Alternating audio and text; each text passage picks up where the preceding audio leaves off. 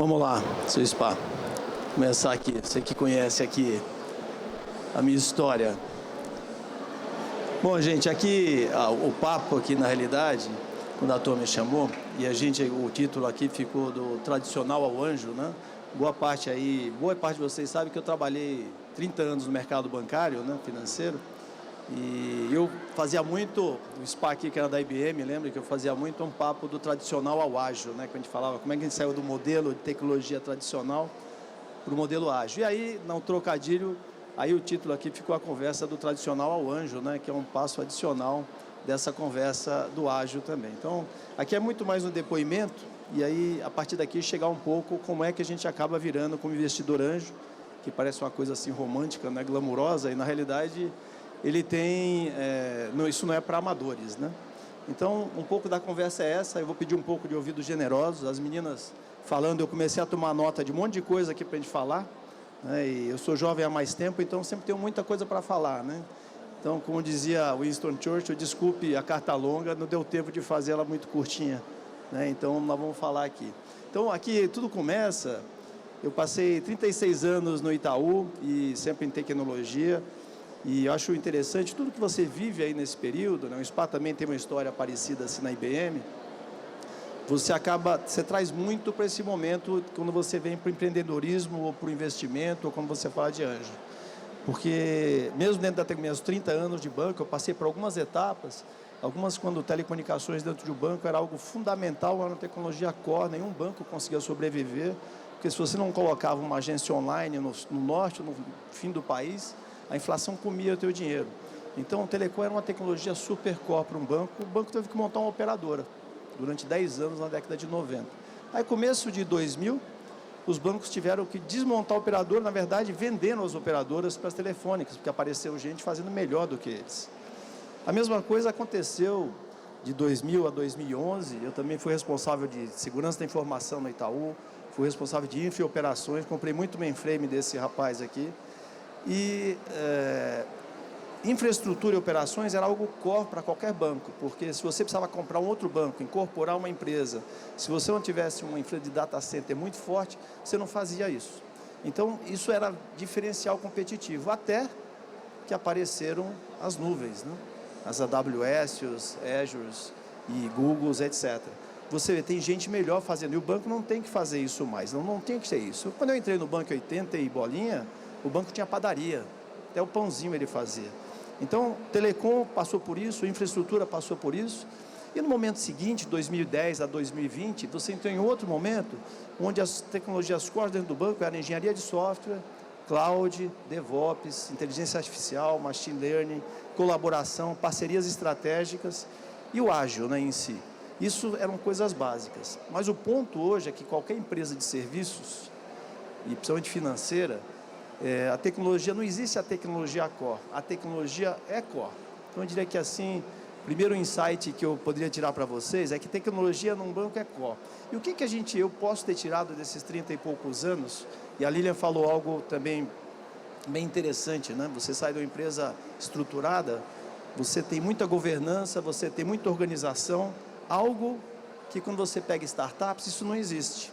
Quando a gente compara, vou falar daqui a pouquinho de startups de Israel, são muito mais maduras, porque elas nascem tendo essa noção de back-office, que parece uma coisa chata, mas é fundamental em qualquer empreendimento, em qualquer estrutura.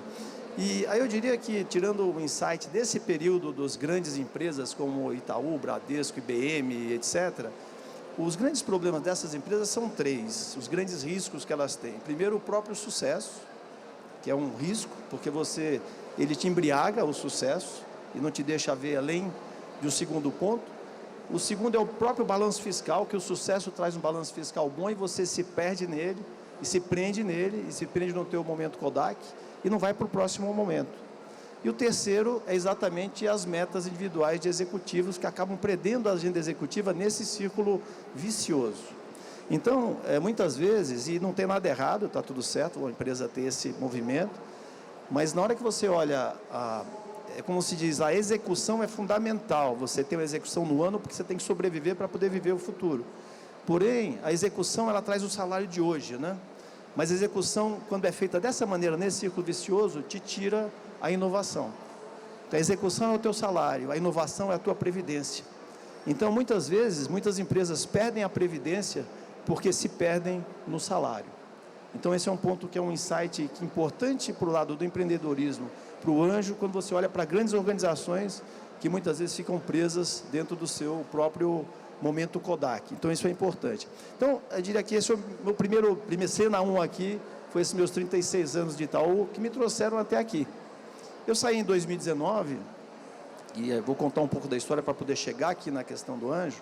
Em 2019, na minha saída do banco, acabei adiantando 2 anos a minha saída, temos comparado com o estatuto, e eu passei um ano eu já comentei com alguns, de empreendedor profissional. Então, eu saí do banco, na semana seguinte eu estava no Singularity University, em seguida fui para Israel, passar 30 dias vendo empreendedorismo, fui entender empreendedorismo em Portugal, que é porta de entrada para a Europa, fui estudar Estônia, fui para o Peru, para o Chile, fui para a China, enfim, voltei da China no primeiro dia, do primeiro caso de Covid lá em Wuhan, que lógico que eu não sabia, né, então, mas... E eu diria que nesse período que eu até escrevi algumas coisas que as meninas comentaram, né, e a Lilian comentou, sabe o que é isso? Quando você está numa corporação como o Itaú, de um cara, de um Bezerra, como alguns falaram aqui, super conhecido, eu passei no dia seguinte para um João mundialmente desconhecido, como fala o Cacá Diniz. Então, essa é uma mudança super importante quando você sai desse mundo corporativo para um mundo do empreendedorismo, ou do investimento, ou do mundo onde você percebe que você não pode deixar que a empresa que você tanto gostou, se apegou e deu tanto da tua vida, passe a ser parte do teu sobrenome. Então, isso é um ponto que não pode acontecer, muito importante, que você tenha o teu sobrenome, saiba quem você é, e aquilo que você viveu é uma bagagem muito importante para os teus próximos passos, e que vão, de verdade, ser pontos fundamentais para as decisões futuras, né?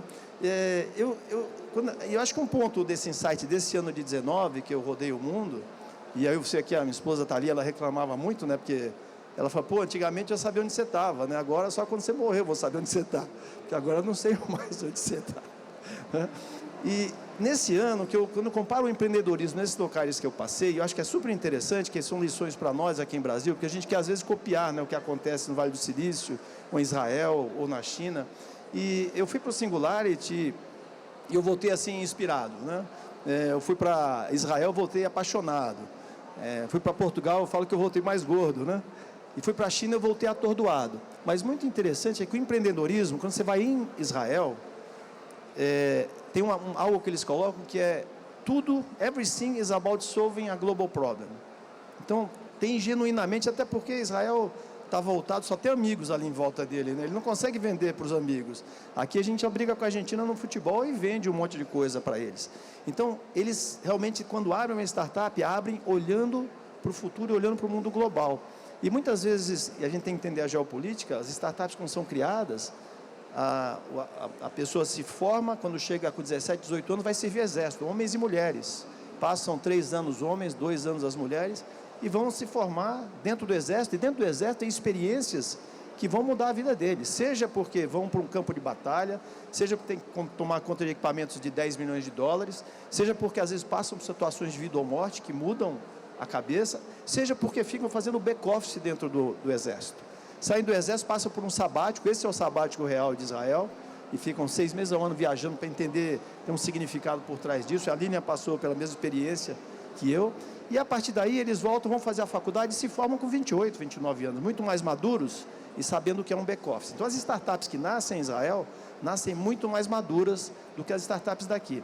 Mas o importante é que ela sai com a cabeça, tudo é sobre resolver um problema global. Você vai para a China, tirando preconceitos políticos e lá a China, para mim, é o maior VC do mundo, tá? A China, é o governo chinês, porque toda pequena cidadezinha tem investimento em startups. E na China, a cabeça da startup tudo tem a ver com melhorar a qualidade de vida da comunidade. Lógico que tem a ver com ganhar dinheiro, mas tem muito, de maneira muito genuína, que a China, antes de ser comunista, ela é confucionista. E a gente se confunde porque o comunismo foi de agora, de anteontem, de 150 anos atrás, anteontem para a China. Né? Nos Estados Unidos, tempo é dinheiro. Na China, tempo é tempo, dinheiro é dinheiro. São coisas diferentes. Então, a China tem tem tudo a ver com qualidade de vida da comunidade nesses últimos anos. E quando a gente vai para o Vale do Silício, lá é assim, everything is about exit. Então, lá é money. Então, você tem 3 modelos: Israel resolver um problema global, China melhorar a qualidade de vida, Califórnia é exit. E a gente não tem que imitar nenhum deles. Acho que a gente pode tirar o melhor de cada um desses e trazer para cá e conjugar dentro do que a gente quer. E o que eu percebo disso é que por trás desse negócio todo tem muito a questão de propósito. E quando eu comecei saindo de um banco, onde você tem todos os recursos, eu vivia no Vale do Silício, eu vivia na Inglaterra vendo Open Banking, eu vivia numa bolha de luxo de verdade, porque eu não estava indo no chão de fábrica. Então, um aprendizado desse ano de aprendedor profissional é: volte para o chão de fábrica. Vai olhar, vai conversar, sai do palco, da arrogância do executivo e vai aprender, porque isso faz uma diferença, tem oportunidades enormes por aí. E aí a gente percebe que a transformação digital, que todo mundo fala por aí, né? Nossos amigos da IBM falavam, do Google, muitas vezes as empresas erram porque elas, em vez de transformar digitalmente, elas estão digitalizando processos seculares. Aí vemos nós, de tecnologia, a gente concreta esses processos errados para sempre. Automatizamos de maneira errada também. Então, a transformação digital não é a digitalizar processo secular. A transformação digital é a Dona Maria, lá no Piauí, quando era a pandemia, passou a vender o artesanato dela por WhatsApp. Isso é uma transformação digital, essa é a essência básica da transformação digital. E a partir daí que você traz para o mundo do empreendedorismo. Passando esse período, passei da minha vida de executivo para uma vida onde eu poderia ter voltado novamente para o mundo corporativo, e acabei não voltando, e eu acabei passando a me envolver mais em projetos que eram, para mim, divertidos, onde eu podia trabalhar estar junto de pessoas, onde eu podia aprender bem e ter um ambiente agradável, e também onde eu pudesse fazer de maneira diferente no executivo, também ser protagonista, ajudando nos destinos dessas pequenas empresas. Isso foi isso que eu fiz a partir de 2020 e acabei me envolvendo em diversos projetos. Hoje eu faço parte aí de uns 10 a 15 conselhos, alguns com equity, outros como anjo, outros ajudando amigos. E isso faz uma diferença enorme, porque é um tipo de movimento onde você trabalha em uma construção. E muitas vezes eu tenho me envolvido muito em empresas que são startups, que estão virando scale-ups agora. E à medida que eu me envolvi nesses processos, eu acabei trazendo esse skill para que eu pudesse utilizar dentro desse mundo do empreendedorismo. Aí eu vou falar um pouquinho da Bossa já, porque eu acho que nesse ano de aprendizado e nesse ano como conselheiro, algumas coisas eu comecei a generosidade mental é muito importante. Quando você, de maneira genuína, conversa, faz mentorias, onde você percebe que você está aprendendo também. E, de forma geral, o Thiago Nigro é que gosta de falar, que ele era garçom, ele servia as pessoas, né? E depois que ele passou a ser muito bem sucedido, ele começou a servir mais ainda. E quanto mais ele serve, mais as coisas acontecem, porque mais ele aprende. Então, mas isso tem que ser uma coisa genuína, né? Que muitas vezes a pessoa enriquece e fala: eu não preciso mais servir. Não é verdade, você tem que servir. Então, eu aprendi que essa generosidade mental, e no mundo executivo, muitas vezes você fica com essa arrogância, não porque você seja arrogante, mas porque a agenda te leva a isso também. Então, é um movimento que você tem que se autopoliciar e a melhor forma de aprender e de trocar é essa, né? Outra coisa, só para antes de a gente entrar no empreendedorismo, é que nesse período que eu percebi é que não existe inovação para empresas grandes, corporações, se não houver inovação aberta, se não houver chão de fábrica e propósito também. Hoje mesmo, no mesmo momento que a gente está aqui no Bossa Summit, minha casa origem, que é a Itaú, fez o Itaú Tech Founders, um super evento, e eu estava falando com a turma toda, depois você não vem para cá, você não está aqui, e é um evento super legal, tá? Tem gente da AWS Mundial, e é realmente super genuíno e bacana, mas eu falei assim: desculpa aí, eu não vou poder, eu estou aqui no chão de fábrica, aqui no Bossa Summit, que tem uma diferença bastante grande, embora você tenha todo o conceito, toda a vontade, o mundo acontece aqui, nesses 300 estandes que a gente está vendo aqui embaixo. Então, esse chão de fábrica é super importante nesse movimento, quando você pensa em ir para um movimento de anjo. Bom, aí eu vou falar um pouquinho, nesse período eu me envolvi diretamente como anjo, talvez em 10 iniciativas, e nesse meio caminho, em uma das mentorias que eu fiz, genuína, com o CEO de uma startup de cybersecurity, no meio da conversa, falou assim, pô, você precisa conhecer o João. Falei, quem é João? Isso foi em 2019. O João Kepler, você precisa conhecer o João Kepler. Não, eu vou ligar, porque ele era da ACE, ele que me ajudou, ele que pôs a ele o Pierre, porque ele é assim, ele é superstar, ele, né, e ele é mesmo, né, hoje ele está aqui, né, é o superstar desse evento. E aí eu fui lá me encontrar, assim, foi rápido, ele me indicou, 2 semanas, estava lá o João, marcou comigo no York, fui lá encontrar com o João e com o Thiago Fabres, né, que é o fiel escudeiro aqui. Bom, sentei lá com o João, o que aconteceu que eu contratei 3 pools dele, investi em 3 pools. Né? Então, entrei nos 3 pools e imediatamente, não, mas você tem que vir aqui, ele me apresentou todas as startups do pools, eu comecei a dar mentoria para elas, algumas estão aqui, nós somos amigos, algumas já fizeram exit, e é super legal você participar dessa construção com ele. E a partir daí, desse momento, eu acabei entrando em vários, hoje eu devo participar indiretamente em 200 startups dentro da Bossa Nova, em todos os pools que eu participo hoje. E assim, eu me divirto porque eu tenho contato com muitas dessas, não com todas as 200, mas com boa parte dessas 200 eu tenho interação genuína. E faço mentorias e eu brincava, às vezes eu escrevia, às vezes o pessoal, posta aí no LinkedIn, eu postava, falava, mentorando e aprendendo. Aí vocês não contam para ninguém, eu aprendia mais do que eles. E isso vai te realimentando para as outras coisas que você faz, coisas gigantes que eventualmente você faz, você aproveita essa experiência de maneira muito legal. Bom, a partir daí, um dia o João passou no corredor e falou, pô, a gente criou o EduTech com o Janguier, criamos lá o Sporttech com o Thiago, vamos criar um pool fintech aí, né? E eu falei, vamos, né? Foi em junho, pegando a nossa experiência. Aí eu falei, pô, então vê um conselho, daquele jeito, vê aí, né? Eu falei, tá bom, vou ver. Aí comecei a ligar para os amigos, liguei para o Marcão, para o Jackson, depois o Thiago ligou para a Priscila também, né? Mas eu falei, o Carlão, aqui tem um convite para você para vir um conselho, mas é um convite de amigo da onça, você tem que comprar uma cota, né? E então vieram os 8 conselheiros, a gente montou, a Priscila também é a moça do nosso conselho, e nós começamos, nós falamos em junho, em julho nós montamos, em agosto tivemos já as primeiras investidas, tá ali, ó, João está ali no cantinho, né? A gente acabou montando 2 fintechs super top, que de agosto de 2020 para agora, quintuplicaram o seu valuation. E nesse pool, o mais interessante que a gente fez é que a gente foi de maneira genuína, em vez do modelo Vale do Silício, do spray and pray, né? Que pega várias, 2 vão dar certo, 8 vão dar errado. Assim, não, a gente vai dar o spray na help, vamos dar a mãozinha e vamos fazer todas funcionarem. E foi isso que a gente fez. E esse foi um modelo super legal, porque de maneira genuína a gente aprende, elas aprendem, e esse negócio acaba fomentando, virando uma coisa ainda maior.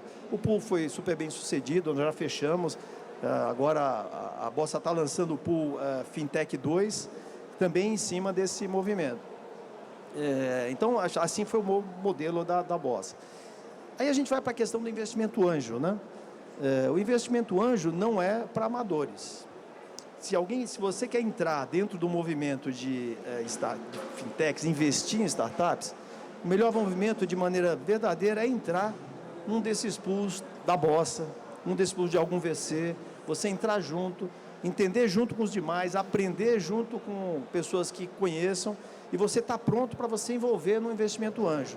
Que o investimento anjo, lembrando que é muito assim, uma coisa é você ser sócio, ser investidor é diferente de ser sócio. O investidor tem que ajudar, não tem que se intrometer.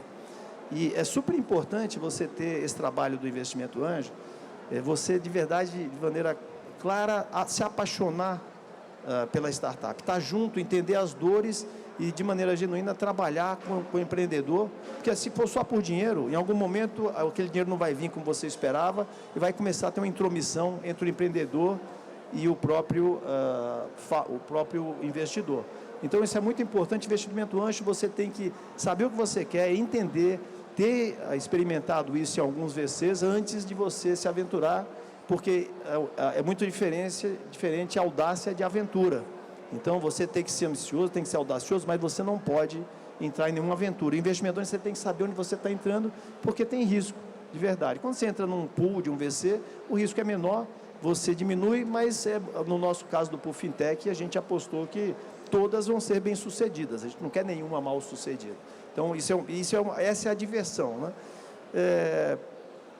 Como o Cortella, né, gosta de falar, que não adianta você pôr, a Lilian falou, alguém falou, põe o dinheiro e vê o que dá, né, que no caso do Pooleiros. Não tem, o Cortella gosta de falar que a vaca não dá leite, né? O leite dá trabalho tirar o leite da vaca, o leite não sai fácil. Então, é a mesma coisa.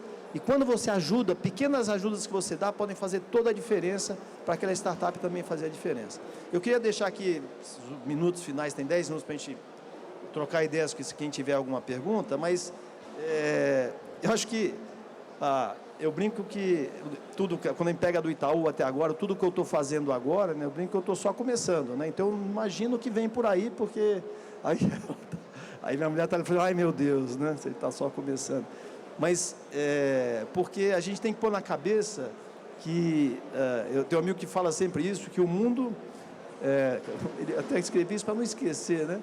O mundo nunca mais vai andar tão devagar quanto ele andou hoje.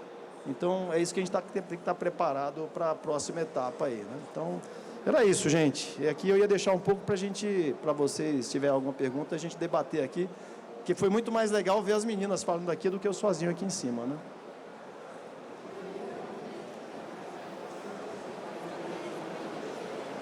Qual é a tese para investir? A minha tese para investir? Não, a tese tem algumas coisas. Você tem que entender do que você conhece, em que você vai investir.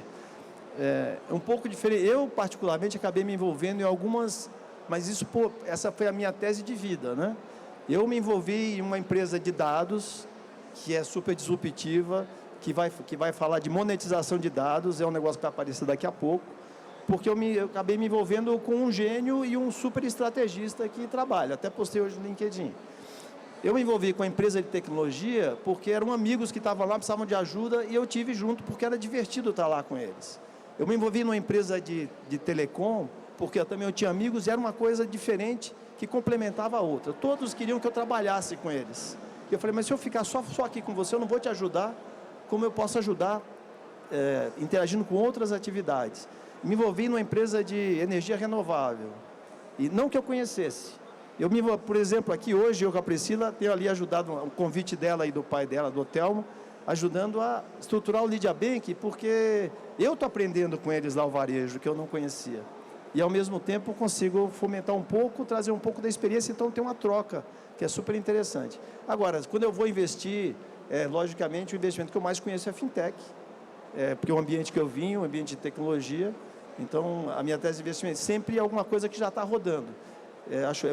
Para mim é muito difícil investir em PowerPoint, porque você tem um esforço muito grande para trabalhar. Depois que aquilo está andando, eu consigo ajudar muito mais aquilo que já está operado com um modelo minimamente provado, para me envolver mais. Mas é porque é mais confortável, onde eu me sinto mais à vontade, onde eu vou me divertir, me envolvendo nesse processo.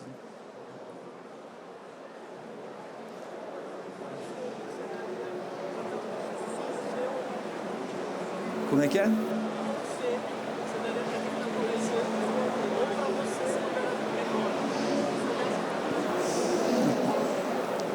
Bom, o conselho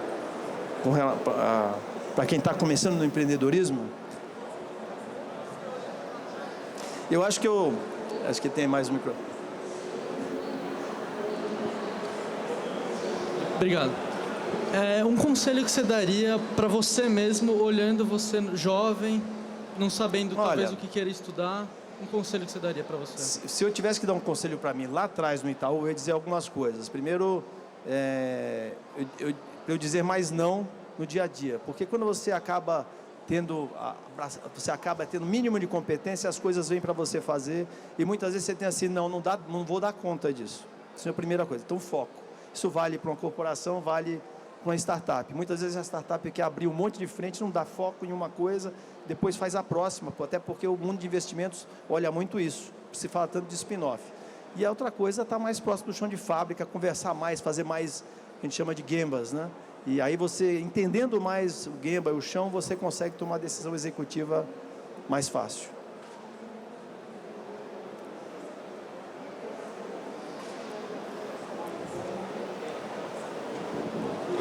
Primeiro, parabéns aí pela experiência, aí é fantástico. Falando de tese de investimento, vocês estão mais posicionados em série A, semente, os investimentos que você tem feito? Aqui no caso da Bossa, é sempre early stage, né? Então, isso mistura um pouco.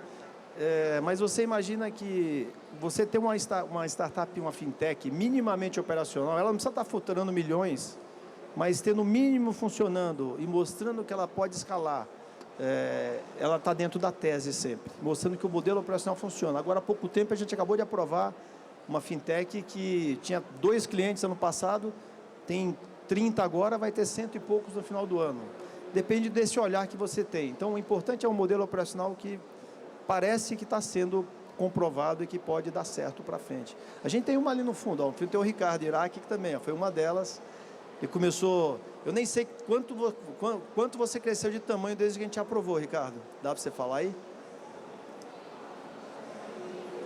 80%. A gente investiu no Ricardo... Então... Esse é o tipo, é o olhar que a gente olha, a gente viu o Ricardo bonitão, eu olhava o Ricardo pelo screen, achava que ele era pequenininho, ele tem 1,98 m, então a gente mal sabia o tamanho dele, né? Ainda bem que a gente aprovou. João, e a outra pergunta, eu tenho uma startup que ela tem uma parte produto e uma parte a gente faz projetos de inovação, né, para testar. Como que vocês veem startups B2B, principalmente, de ticket médio mais alto, mas que hoje tem uma frente de projetos que propiciam inovação? Geralmente, quando você fala de serviços é intensivo, ele geralmente é crescimento linear. O investidor gosta de um investimento que possa ser exponencial. Então, produto, solução, sempre acaba que você consegue escalar. Em tudo montado, qualquer coisa que você monte, em você tenha plataforma e ecossistema, faz sentido, entendeu? Porque plataforma significa que você tem que fomentar bons provedores, trazem bons consumidores e cria um círculo virtuoso. Depois a plataforma tem que ter a capacidade de fazer matchmaker.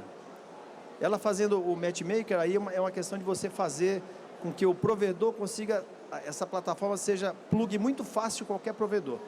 Isso aí é básico do básico. Esse é um modelo fácil de se olhar. Se você tem uma boa solução, uma coisa diferente, você tira a fricção de algum processo, quando você gera plataforma com provedores e consumidores, ela acaba sendo melhor do que pura e simplesmente serviço. Serviço, ela pode ser um ótimo negócio para um lado, para uma questão de rentabilidade e te manter sobrevivendo, mas você não pode vender isso como uma startup. Talvez você tenha que fazer um spin-off. Esse cara pode até ser teu bootstrap para você focar no teu futuro, mas ele nunca vai ser exponencial.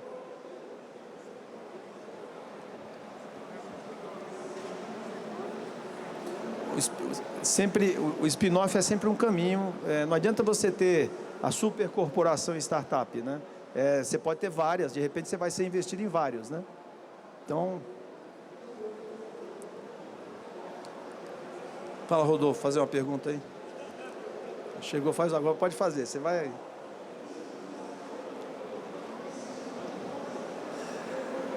Bom, gente, tem 1 minuto e 30 segundos ainda aí.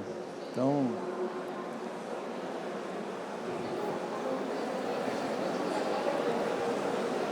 o Rodolfo vai fazer a pergunta, ele é conselheiro do Pool Fintech também. Então... Deixa uma pergunta que eu nunca te fiz, né, Rodolfo? O que te levou a cair nesse mundo de startups, de investimento? Não sei se você já falou isso ou não, mas qual foi o teu motivador que levou a entrar nesse... Bom, de verdade não tinha nada planejado, né? Exatamente, é o contrário do que eu sempre falo para todo mundo, né? Não vai no projeto Zeca Pagodinho, deixa a vida me levar. Mas no meu caso foi assim.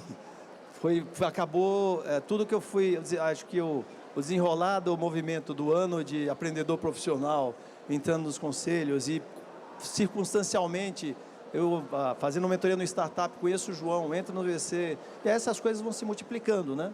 Uma coisa acaba puxando a outra. Hoje eu participo de fintechs na Bélgica, Palo Alto, no Peru, e em Taubaté. Então, quer dizer, acho que é mais um movimento que você vai fazendo, e principalmente porque eu fui percebendo que tinha aprendizado para tirar em cada um deles, né? Porque senão não faria sentido.